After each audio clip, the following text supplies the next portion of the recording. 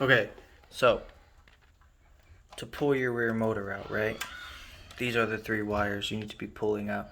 They're gonna get routed through this path and out this back headlight. So I lost a screw here, so I had to find some random screw. But basically simple. Unscrew it.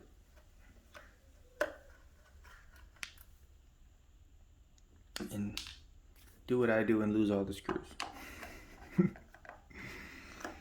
No, you should always keep them organized. I got a magnetic tray there, but most of your screws are aluminum, but it's still useful.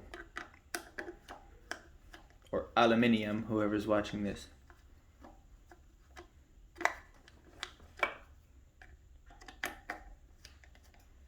We're all kings anyway.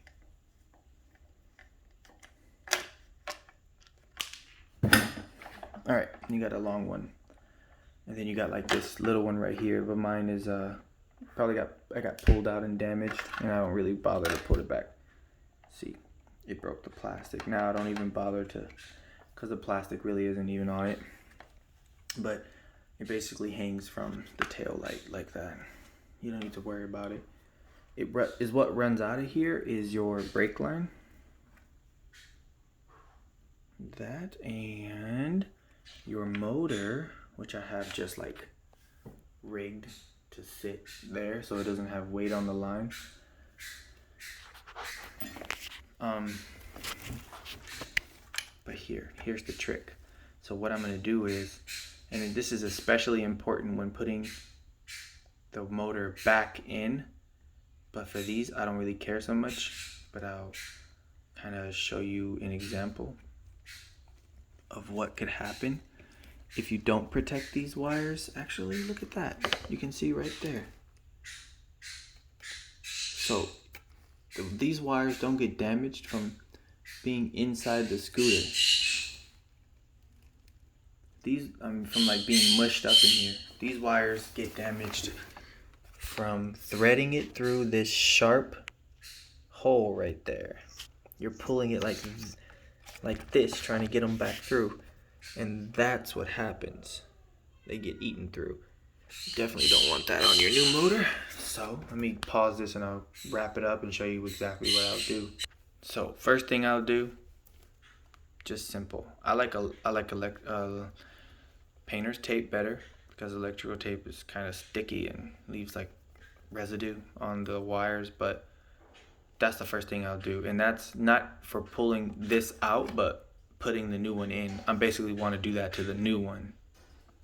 And then here's what I'll do to pull it out. Okay, look. Super simple.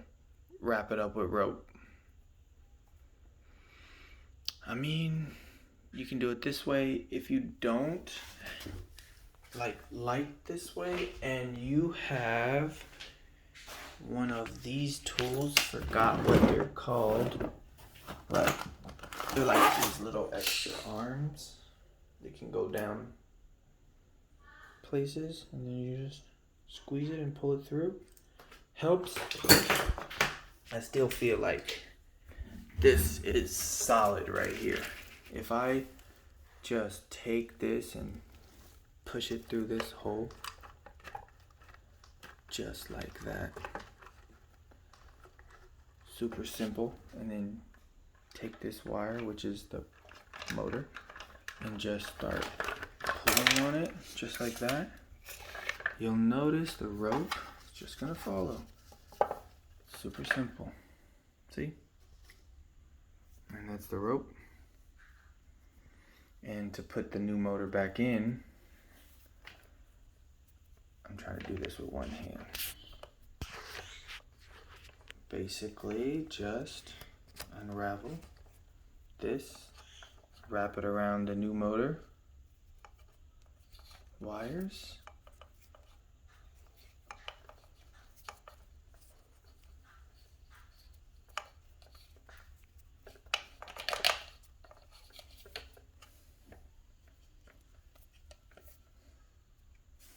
Okay, and that's the old problem out.